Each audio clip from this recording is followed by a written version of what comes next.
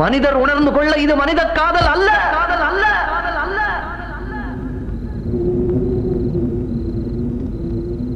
அதையும் தாண்டி புனிதமானது, புனிதமான